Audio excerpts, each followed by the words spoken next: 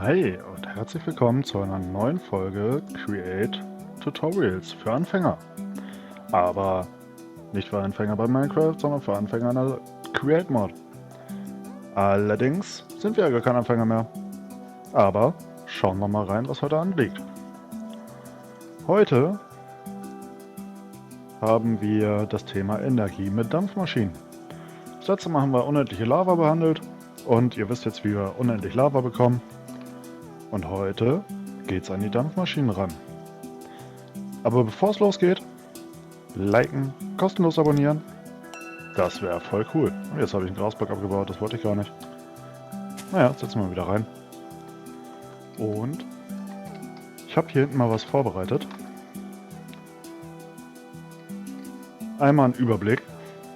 Ich möchte jetzt hier anfangen mit dem generellen Aufbau. Was ist überhaupt eine Dampfmaschine? Wie funktioniert die? Wie machen wir eine etwas größere?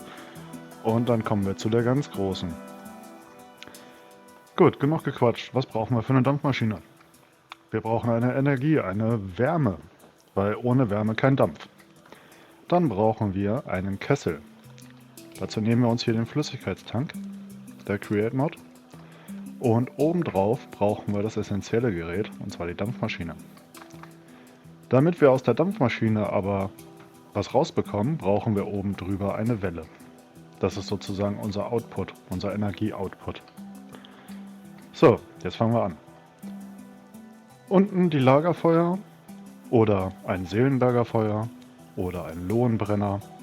Die drei Blöcke geben uns Hitze, also Wärmeenergie. Weil wenn wir hier drauf gehen, mit der Ingenieursbrille natürlich, sehen wir die drei Größen, also die drei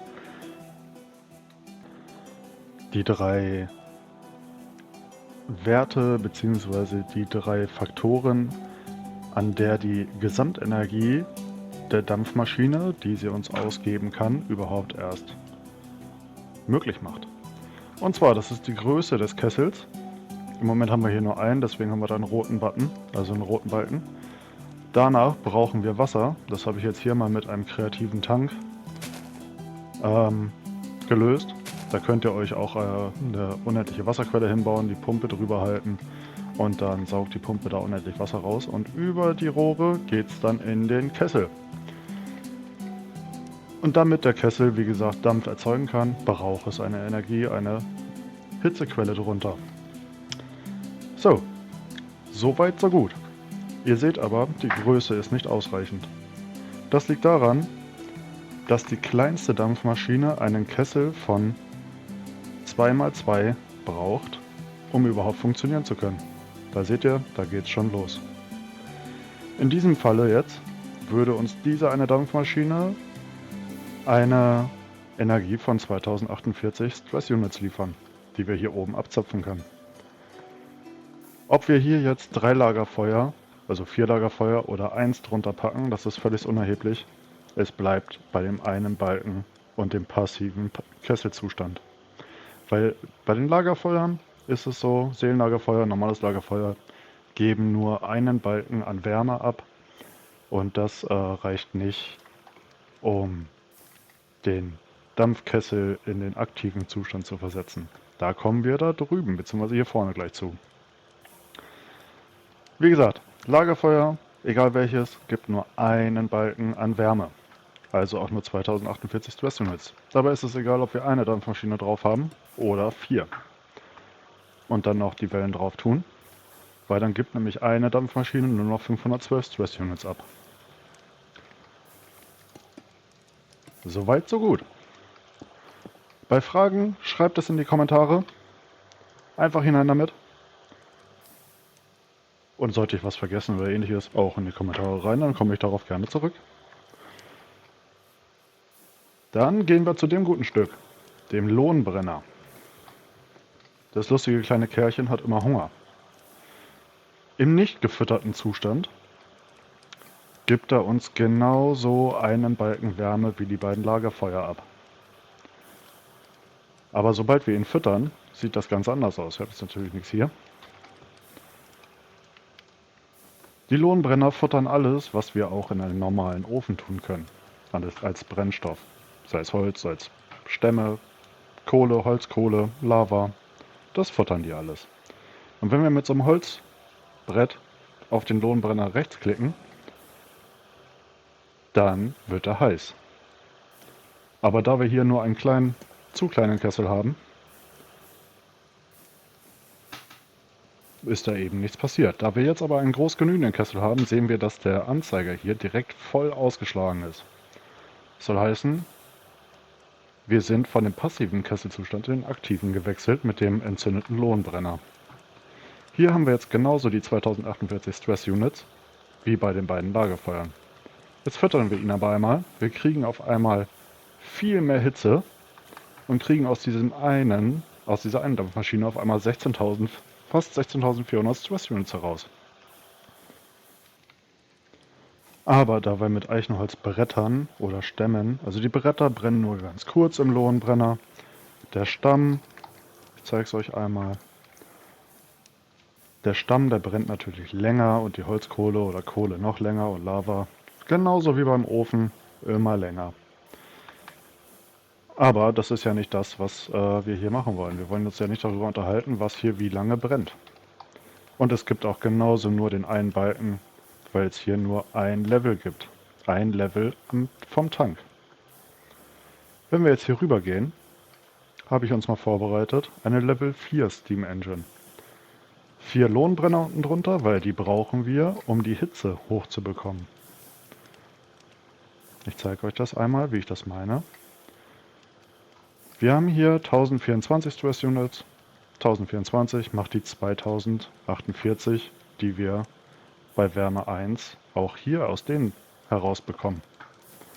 Aber da wir hier 4 Ebenen am Tanks haben und ich hier 4 Dampfmaschinen angebaut habe, wobei die Dampfmaschinenanordnung egal ist, ihr könnt die rechts, links, oben, unten anbauen. Unten wird schwierig, weil da müssen die Hitzeerzeuger sozusagen hin.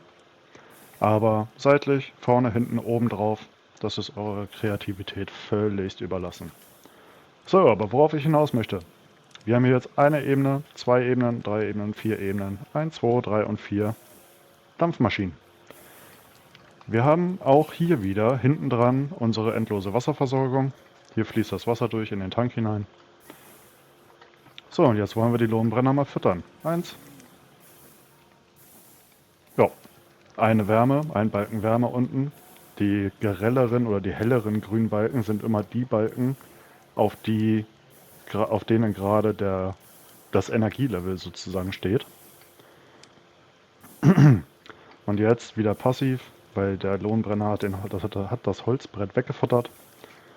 Wir entzünden ihn nochmal. Wir sehen, Kesselzustand Level 1 auf einmal aktiv. Steht da nicht mehr, aber es ist jetzt aktiv. Der zweite brennt. Jetzt haben wir Level 2. Wir sehen unten bei der Wärme ist der Balken ein weiter hochgehüpft.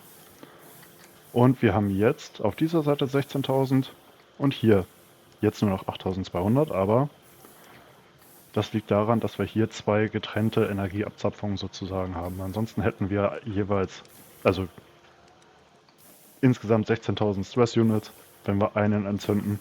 Hier haben wir jetzt wieder 8.000, 16.000, bei 3 und 4. Jetzt sehen wir Kesselzustand Level 4.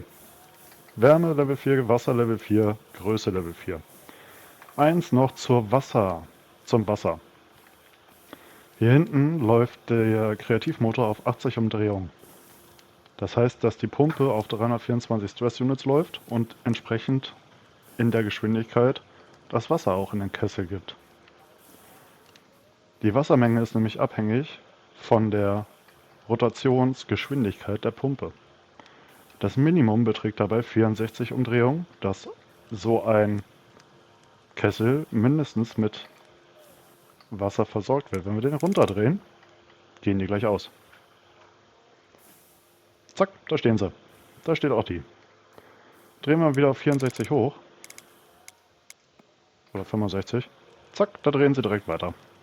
Weil sie wieder genug Wasser haben, das den Dampf erzeugen kann.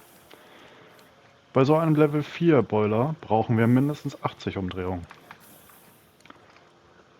So, aber ich denke, das Prinzip ist klar. Je mehr, desto besser. So, jetzt haben wir hier 16.000 Stress Units pro Dampfmaschine macht 32,7, 32,7, 65 und ein paar zerquetschte 1000 Stress Units, die verfügbar sind. Und das Coole ist, mit einem Deployer oder mit einem mechanischen Arm können wir die hier auffüttern. Aber da kommen wir jetzt bei der großen Steam Engine, bei der großen Dampfmaschine gleich mit zu. Soweit Fragen? Wenn nein, liken, kostenlos abonnieren und dann machen wir direkt weiter. Also, zur Level 9 Steam Engine. Dazu müssen wir noch einmal kurz das Grundgerüst der Tanks kurz erklären. So einen Flüssigkeitstank können wir in einem Balken hochbauen. Aber wie wir hier gelernt haben, wir brauchen mindestens 4 Tanks auf einer Ebene, damit wir einen adäquaten Druckkessel bauen können. Sprich, so etwas hier. Aber wir können auch ein 3x3 Schema bauen und somit haben wir noch einen größeren Tank. Und das machen wir uns hier zunutze. Wir gehen nämlich her, setzen unten 9 von den Lohenbrennern hin, setzen 9 Dampfmaschinen an die Seite, oben drauf, vorne, hinten, ganz wie ihr lustig seid. Was ich hier gemacht habe ist, ich habe die 2 Dampfmaschinen und die anderen 2 Dampfmaschinen voneinander getrennt. Sprich, ihr habt 16 bzw. 32.000 Stress Units pro Seite. Hier habe ich jetzt aber über die Kettenriemen alle 9 Dampfmaschinen miteinander verbunden, sodass ich die Gesamtenergie hier unten abzapfen könnte. Ich habe hier hinten, oh, der sollte da gar nicht sein. Wollte es mir noch nicht. Ich habe hier hinten eine kreativ anpassbare Kiste hingebaut, damit ich immer schön viel Holzbretter habe, die der mechanische Arm den Lohnbrennern füttern kann. Die Wasserversorgung hier läuft auf 180 Umdrehungen. 180 Umdrehungen ist genau ausreichend, um eine Level 9 Steam Engine, Level 9 Dampfmaschine mit ausreichend Wasser zu versorgen. Bei 179, ich drehe mal einen runter, hört es gleich auf, weil nicht mehr genug Wasser dabei ist. Beziehungsweise jetzt läuft es weiter, aber wir könnten nur noch auf Level 8 hochgehen, weil wie ihr seht, haben wir jetzt einen roten Balken bei der Größe Wasser. Gehen wir wieder auf 180 hoch, haben wir wieder genug Wasser drin, um Level 9 zu erreichen. Und das machen wir erstmal. Dazu müssen wir einfach nur dieses Zahnrad drehen. Zack, jetzt bewegt sich der mechanische Arm wieder, füttert die Lohnbrenner. Und wir sehen auch gleich, je mehr er gefüttert hat, desto schneller dreht es sich. Weil auch hier hinten, sobald die Druckkessel sozusagen mehr Wärmeenergie bekommen, wir sehen jetzt, ist die Wärme auch auf Level 9 oben, drehen die sich immer schneller.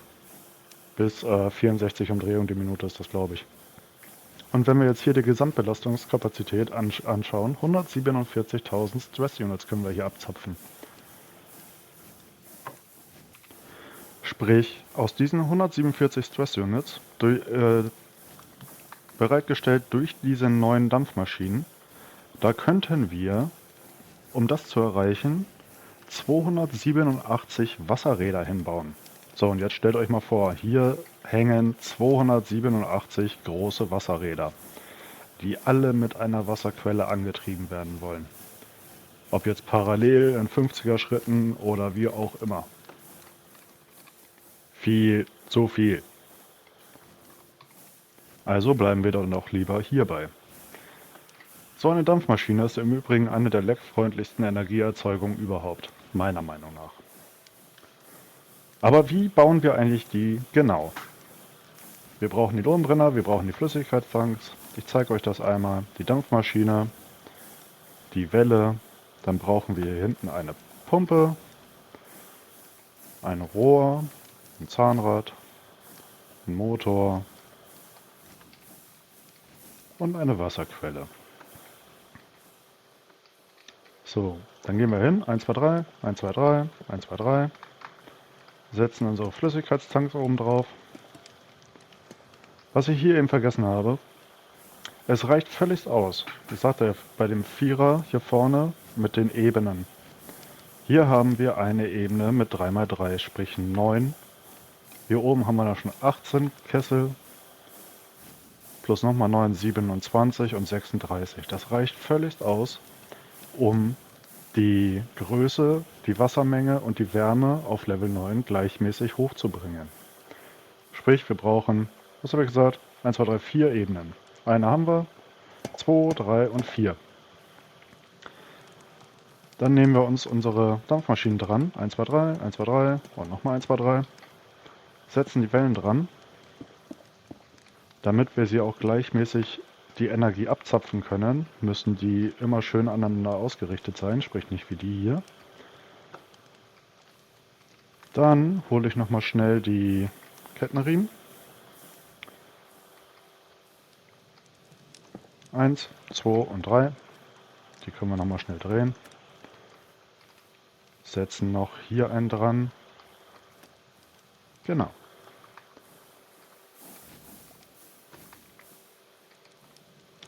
Setzen ihn hier unten drunter. Halt, stopp. So. Hallo Pferd. So, jetzt habe ich eins vergessen. Wir können natürlich mit Deployern oder die Lohnbrenner so füttern. Macht aber nicht so viel Spaß. Jetzt nehme ich die hier nochmal kurz weg und setze den mechanischen Arm darauf, dass er die hier alle füttert. Habe natürlich das Depot vergessen. Das setzen wir jetzt einfach mal hier hin. Jetzt muss ich die nochmal auswählen, weil sobald wir den mechanischen Arm nicht mehr ausgewählt haben, vergisst er quasi, was wir ausgewählt haben. Der kommt dann hier hin. Da kommt ein Zahnrad daneben. Gut, jetzt brauchen wir wieder unsere Kessel. Zack, die sind wieder unten. Also zwischen der Energiegeneration oder der Wärmegeneration und den Kesseln darf kein Block frei sein. Das würde nicht funktionieren. So, dann setzen wir hier unsere Pumpe nicht so hin. Wir machen es jetzt mal kurz anders. Wo ist das Rohr? Den brauchen wir nicht mehr. Den brauchen wir nicht mehr. Wir setzen jetzt hier ein Rohr hin. Oben drüber setzen wir die Pumpe, die von oben runtersaugt. Dann nehmen wir uns 2 Treppen als Beispiel dafür, wie man es machen kann. Und dann nehmen wir uns Kupferblöcke. Einfach mal so, weil wir es können. Die hier. Die Pumpe brauchen wir nicht mehr, wir brauchen aber noch die Treppen. Wir setzen den Kupferblock temporär in die Mitte und setzen hier eine solche Treppe hin und hier drüben eine solche Treppe. Der Kupferblock kommt da weg und hier und hier und hier in der Mitte wieder rein. Warum? Wir bauen uns schnell eine unendliche Wasserquelle. Einmal Treppe, Waterloggen, zweite und schwupps haben wir hier in der Mitte eine unendliche Wasserquelle, die die Pumpe ständig leer saugen kann. Damit die das aber tut, braucht sie ja nun mal noch Energie. Genauso wie unser mechanischer Arm da drüben. Aber ich baue jetzt hier keine extra Energieversorgung hin, sondern einfach mal stumpf einen Kreativmotor. Den setzen wir wieder auf die bekannten 180 Umdrehungen. Und schwupps, fangen die an, sich zu drehen. Und geben keine Rotation durch.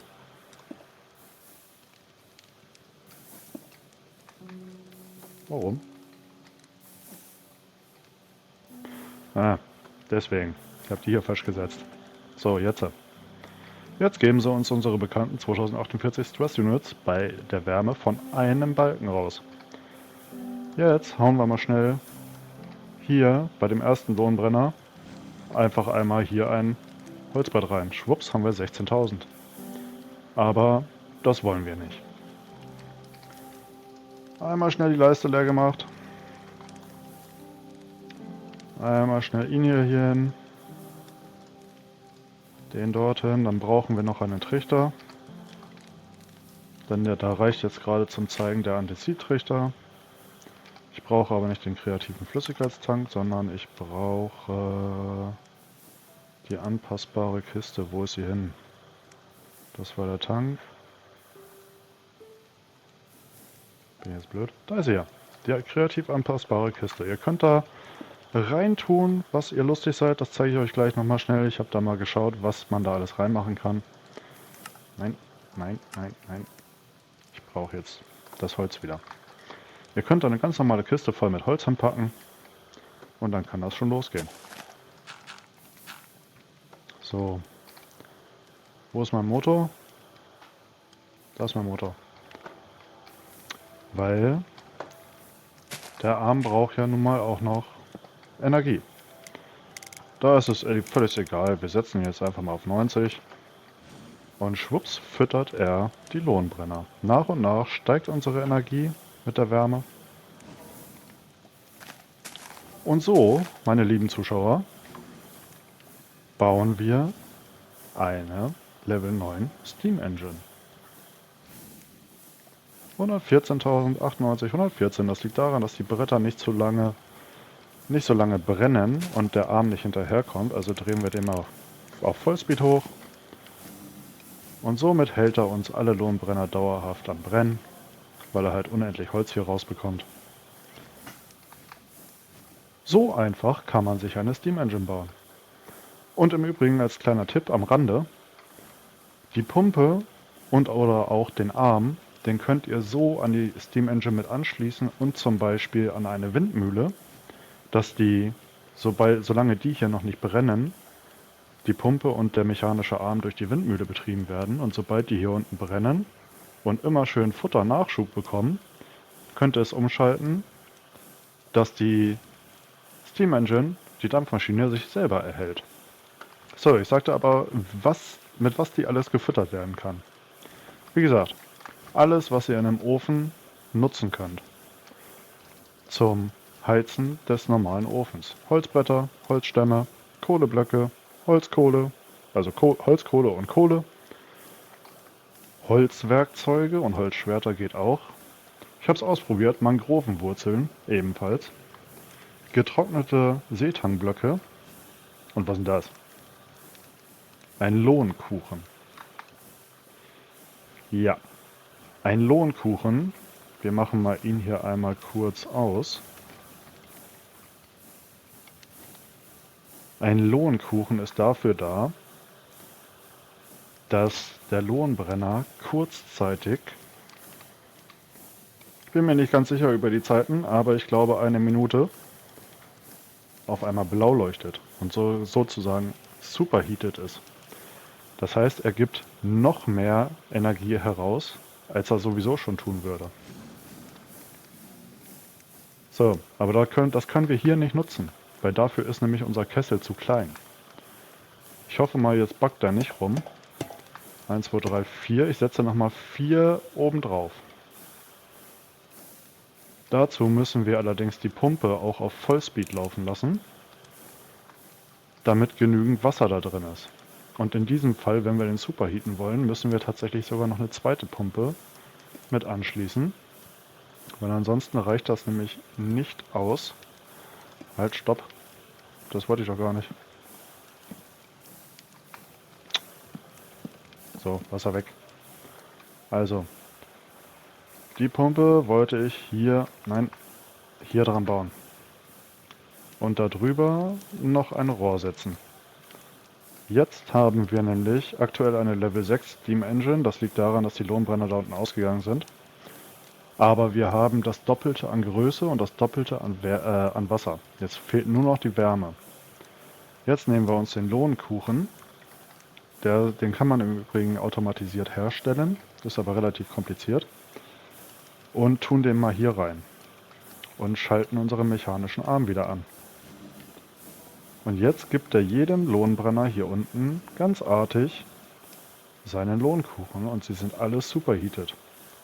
Das heißt, dass wir jetzt durch das Verdoppeln der Höhe mit der Anzahl von 9 Dampfmaschinen hier jetzt nur in Anführungsstrichen 147 Stress Units rausbekommen, weil wir nur 9 Dampfmaschinen dran haben. Wir könnten aber 294 oder 295.000 rausbekommen. Das machen wir mal ganz schnell. 1, 2 und 3. Die Wellen her. 1, 2 und 3, 1, 2 und 3, 1, 2 und 3. Und daneben setzen wir die Dampfmaschinen. Und schwupps haben wir eine Superheated Steam Engine mit 18 Dampfmaschinen, die auf dem absoluten Maximum läuft und uns fast 295.000 Stress Units liefert. Krasse Sache. Ob es der Aufwand wert ist oder ob man einfach 2 von den Dampfmaschinen, die ich da hinten eben schnell hingezimmert habe, baut, sei mal so dahingestellt. Aber hey, jeder wie er es mag. Also, ja, hier kommt die Edit. Ich habe nämlich was vergessen. Und zwar, bevor ich mich jetzt verabschiede, filter bzw. schneide ich das noch hinein. Und zwar habe ich den Lava-Eimer vergessen, den ihr hier in meiner Hand seht.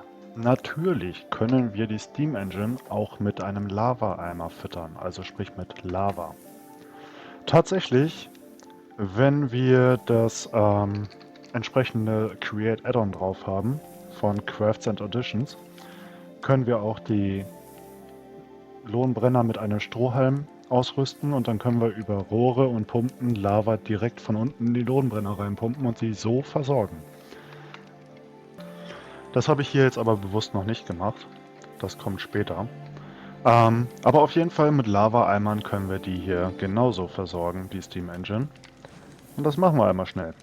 Leider brauchen wir dafür, manuell jetzt, müssen wir den leeren Eimer dem Arm wieder wegnehmen, weil wir jetzt gerade noch kein Depot oder keinen Ablageort für die leeren Eimer hingesetzt haben, beziehungsweise dem Arm mitgeteilt haben. Und jetzt hat er auch schon alle 9 Lohnbrenner versorgt. Warum steht er jetzt hier nur auf Halbmast? Ja, wir haben jetzt 9 mit normaler Lava gefütterte Lohnbrenner. Die Lava läuft als normales Brennmaterial wie ein Baumstamm. Also das Einzige, was mit der Lava besser ist, die Lava läuft länger. Genauso wie im normalen Ofen. Aber da wir hier ja einen Kessel hingeklatscht haben, der mit 18 Dampfmaschinen auskommt, die dann superheated werden über die 9 Lohnbrenner unten mit den Lohnkuchen, ist der Kessel natürlich viel zu groß. Und wie wir sehen, die Wärme limitiert die maximale Ausgabe. Ist einer von den 3 Balken Größe, Wasser oder Wärme kleiner als die anderen, kann die Gesamtenergieausgabe nicht größer werden als der kleinste von den 3. So, jetzt aber. Wenn ihr Fragen habt, Kommentare, ob es euch gefallen hat, lasst ein Like da, lasst einen Kommentar da, kostenlos abonnieren, würde mich sehr freuen. Und bis zum nächsten Mal. Tschüss.